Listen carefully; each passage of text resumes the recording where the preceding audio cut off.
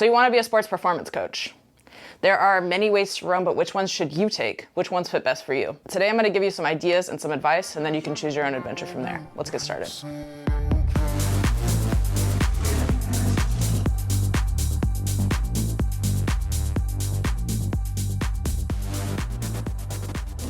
Hey guys, welcome back. So I made a video about this topic several times over the last 5 years, but this is the 2023 update. I myself am more experienced now. I've done a lot of different kinds of CEUs. I'm much further in my specialization process. I have a master's degree now. The business has grown.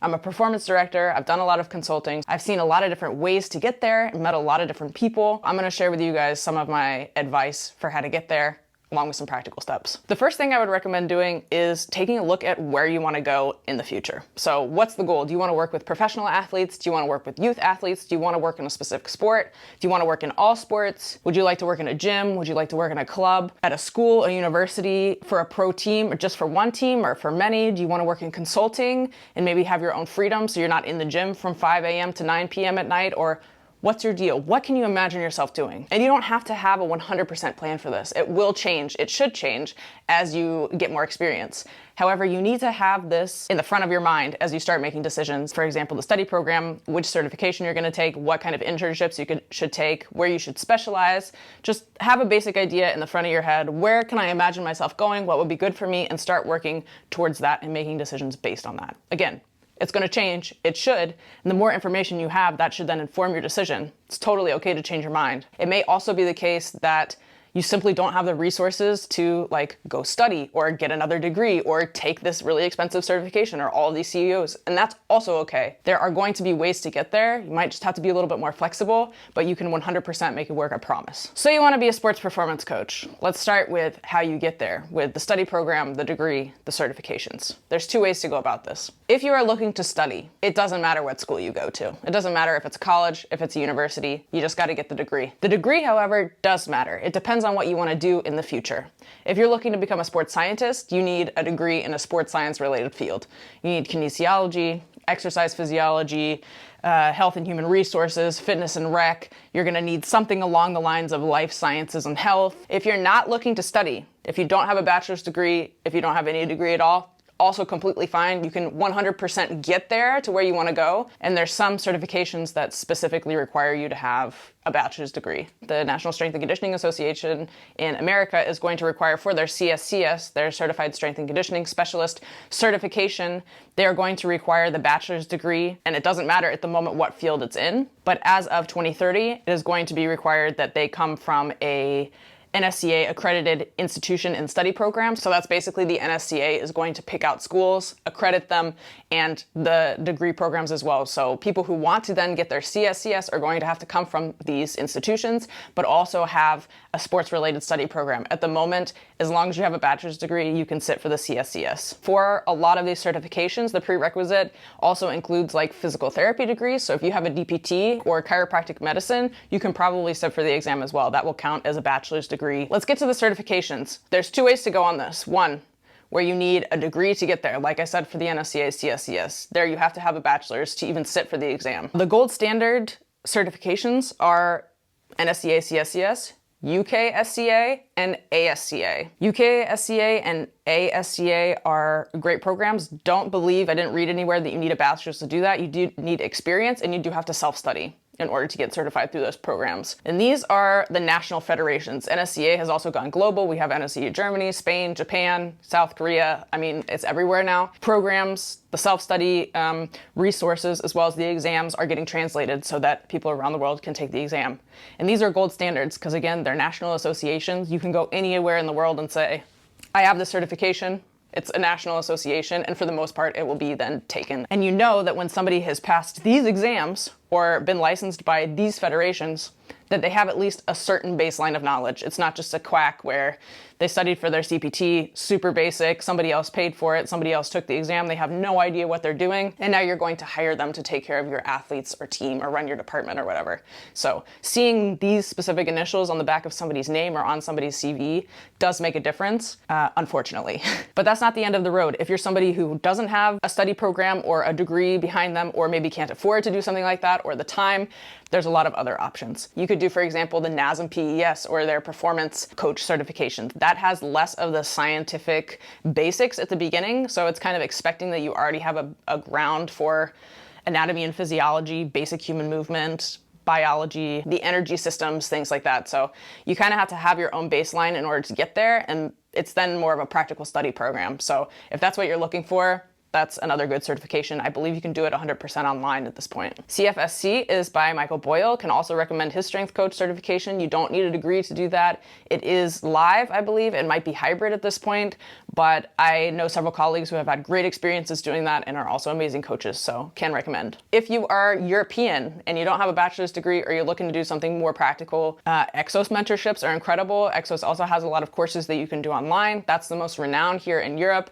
It's also something that will be pretty much accredited by every country you go to for the most part. Hey, I have an Exos. Okay, cool. That has a pretty good name to it. Now here in Germany specifically, I would still recommend NSCA CSCS if you have the degree, or Exos. Those are the two things I'm looking for. The Athletiktrainer A-Lizenz doesn't do a whole lot for me as somebody who hires coaches to work for them. There's a lot of gaps in the program and it kind of varies from institution to institution. A-Lizenz plus then some supplementary work or continuing education or experience can totally get behind that. It's obviously going to depend person to person, but I'm not going to take that as just across the board an excellent certification and know that this person has a baseline. On the other hand, the DOSB Athletiktrainer, I would actually take that one over the A-Lizenz because it has the scientific and practical components to it. It's a little bit more thorough. The requirements are higher, and the DOSB is also our national accrediting association Olympic committee here in Germany. So I would tend to take that more and have had better experiences with DOSB Athletiktrainern as I have with A-Lizenz Athletik. Don't know why.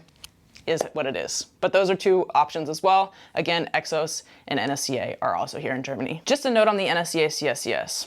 This is a self-study. So even if you have your study program and you're in your last semester, because you can sit for the exam in your senior year of college or your last year right before you graduate, and you've done all of this sports science studying and you're like, I have it all in my head, you're still gonna have to self-study for the exam. The exam was not my funnest time. It wasn't a party. I didn't enjoy it. It had pretty much me and all of my colleagues / friends asking ourselves why we didn't decide to work cushy office jobs or start stripping or do something else exciting with our time, because that was not fun. But again, we're getting deep in the scientific principles of movement, of living, of breathing, the brain and the body working together. So you have a really great foundation, and then you get into the practical side. And there's two parts to the exam. There's the scientific side and then the practical side, and you have to pass both of them. But if you pass one and you fail the other one, then you only have to take the other half. So that is nice. I'm NSCA CSCS certified. That's what I look for in my coaches. That's what I 100% prefer. Not because I'm stodgy and prefer name brands, something like that, but again, because it's a very difficult exam to pass. It does close a lot of people out. That's why I don't close people out who don't have the CSCS, but it's a standard to tell me, okay, I know this person knows this much, has put this much work in, is this dedicated, and has a grasp of the science as well as the practice. That's super important. Again, 1,000 ways to Rome. If you can't do it that way, that's fine. We don't cut anybody out just because they don't have a CSCS. We want to look at each case individually. All right, so you've gotten through your study program or not, and now you've got your certification. Continuing education is going to be big because whether you have a job now or not, you're going to need to continue to educate yourself. One way to do that is through conferences. There you're going to be able to network, and you're going to be able to get like a very broad range of information over several days over topics where you probably had no idea they existed. Some might be super detailed, some might be super broad. Ignite something in me that I didn't realize was so interesting, or meeting people I haven't seen in a long time that I can really learn from. Interesting speakers, interesting areas of research, and just to kind of refresh all the general topics, general skills. Conferences are great for that. Next one is practical experience. You're not going to get a job without a lot of practical experience. And we need to differentiate here between actual internships, whether paid or not. They're most likely unpaid. Let's please be serious. Unfortunately, that just is what it is. That hasn't changed since I was going through the process of becoming a strength coach. You're gonna need anywhere from 150 to probably 600 hours. A lot of times if you study sports science, you might actually get that as part of your curriculum at the university, or depending on if you do like an Exos mentorship, you might also have internship hours on the floor, mentorship hours, and that counts as well. But there's a difference between interning, where a lot of times you're getting like the bottom of the barrel work to do, like a lot of the cleaning, a lot of the basic programming, and then getting to ask questions of the person you're interning with, or you might have required continuing education through that program, and that's great. But there's a difference between that and working for free. You might have to work for free afterwards as well. The problem is the strength coach world, especially in the United States, but starting to get that way worldwide, is super oversaturated. So the cream has to rise to the top. The best ones will be doing the work, will be certified, will be continuing to educate themselves as well, and will really be able to show who they are over the long term, and those will be the people who get jobs for the most part. Again, the networking is also important because that's another way to get jobs. So be present and show yourself. Interning is great. It could be a way to get in, to get a job, maybe at that club or at that school or at a partner institution. You can definitely ask the person that you're mentoring with if they can help you out there. On the other side, if you're working for free, keep in mind that once you start working for free somewhere, you're probably not going to get paid at that same place. They're just going to assume that you're going to keep working for free. And that's what we call modern prostitution, which is just not a fun experience because you definitely feel like you're being used up and thrown away. A lot of clubs, a lot of teams, a lot of schools will say, it's your honor to work for us because you get to put it now on your CV. You get to put it on your resume that you worked for Bayern München, or you worked for the New York Giants, or whatever. And you're just thinking, wow, I can't pay my rent, but I worked for the Giants. Yoo-hoo! That's a super unfortunate part of the business, but if you're wanting to work in pro sports, if you want to work in college sports, that's probably how it's going to start out. If you don't have to work for free, your first practical experiences are probably going to be either working as a personal trainer also with gen population, which is hugely helpful. Helped me so much in my career. I would not trade that for the world. Alongside working with the athletic populations to kind of supplement your income, or you're going to wind up taking a super low paying job where you're making 22 grand a year to work 80 hours a week, which you probably also don't want to do. So on this interning and free work, put a time limit on it and don't let yourself get used up, right? Allow yourself to continue to search for new jobs, new connections, network more, do other mentorships.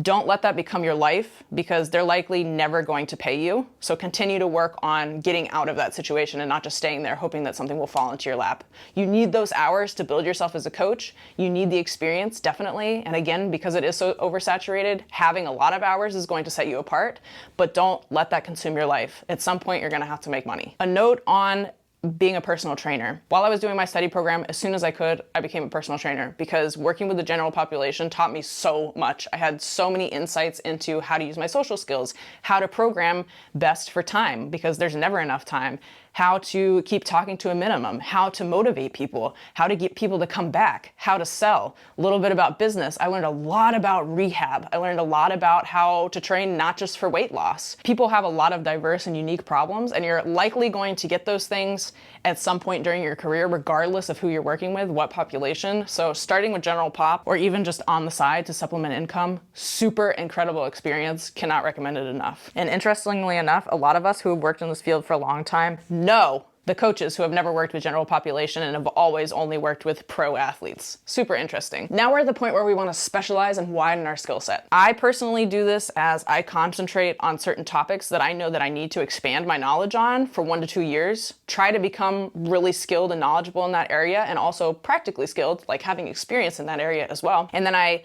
integrate that into my practice and then I kind of move on to another topic. So I started off with rehabilitation stuff and return to play. So that became 2 years of rehabilitation, studying that a lot, like injury prevention, which turned into return to play, which was a perfect tag along or add on to having studied rehab for so long and injuries.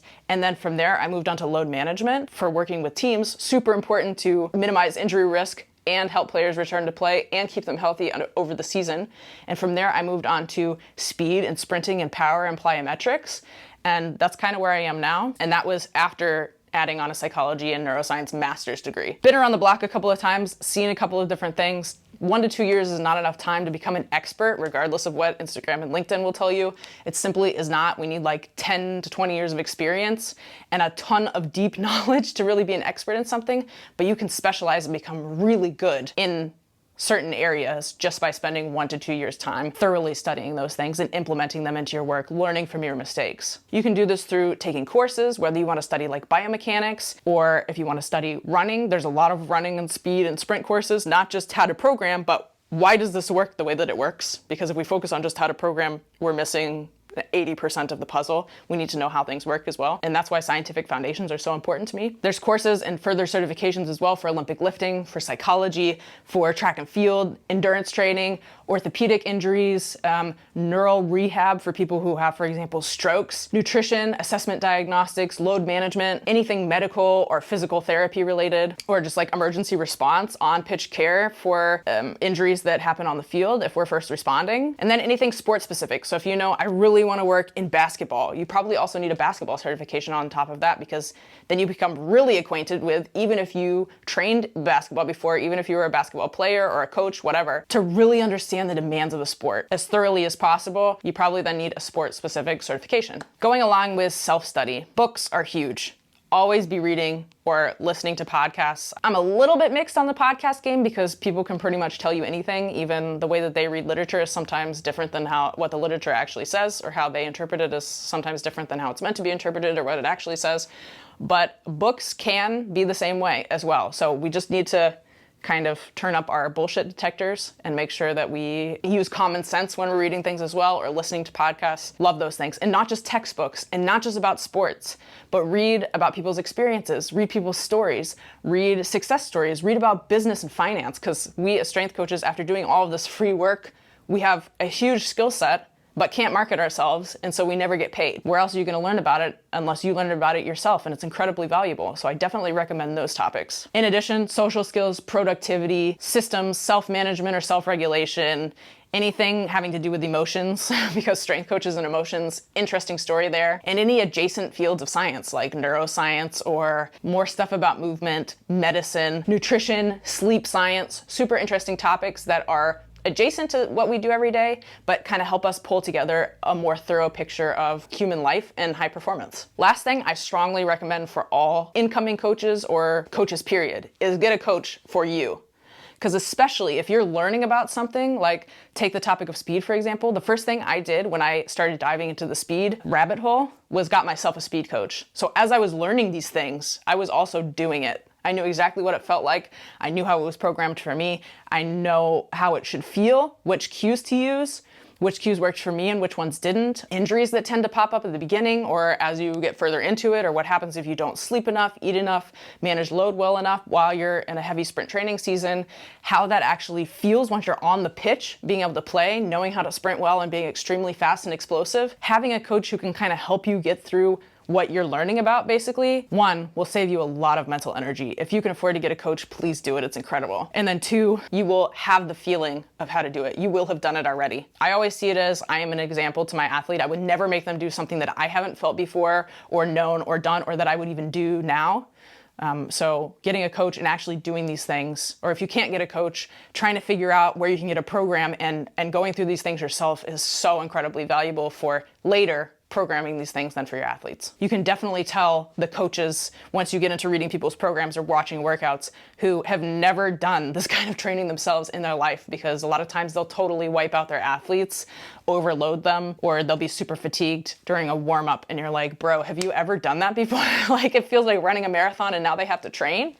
Doesn't make sense. Getting a coach or actually doing the program really helps fill the gaps in any practical work, and just for our own experience and our own health, super important. Very highly valuable. Last but not least, mentorship. I know I already mentioned networking, but please don't network just for jobs. Also search for mentors, people who maybe you can come as a visiting coach and watch how they train, watch how they work, people you can really learn from and talk things through with, or have already had the experience or are somewhere where you want to be and would like to understand better what they did in order to get there, or use their knowledge to help you get there. What should you do as a next step? What would be wise? Mentorship has been invaluable in my life personally, so I definitely recommend that. We are in the best field in the world, I personally am convinced, because it is so broad, it's so fascinating. We have to do with high performance every day, yes, but we also have to do with human life, human health. We get to talk to all kinds of people and work with all kinds of interesting people. If you're working in pro or collegiate or semi-pro high school sports, we get to see the athletes at their very best and at their very worst, and pretty much everything in between. And I count that as a gift. So being a sports performance coach is awesome. It's fun. And I also love that we have a cheat sheet, because my body is right here. Anytime I need to figure something out, I can go through it myself. I can look for it. I can feel it. And it literally means getting out of the bed every day and being able to learn something new. Again, regardless of your way that you want to become a strength coach, whether that's you were a PT before and would like to get a certification to become an S&C coach, have already gotten your experience hours done, and now you're gonna apply for a big team, there's 1,000 ways to roam though. So if you feel like none of these options work for me, I can't afford that, or I don't have the resources for that, or I don't have the time for that, I can't work for free, I promise there's a way for you. It's going to take a lot of effort. It takes a lot of time. It takes about 8 to 10 years to really become established as a strength coach for the most part. The first 3 being relatively rocky. and maybe having to work for little to nothing, but I promise you will get there. And there's always a good luck, have fun, take care of your athletes.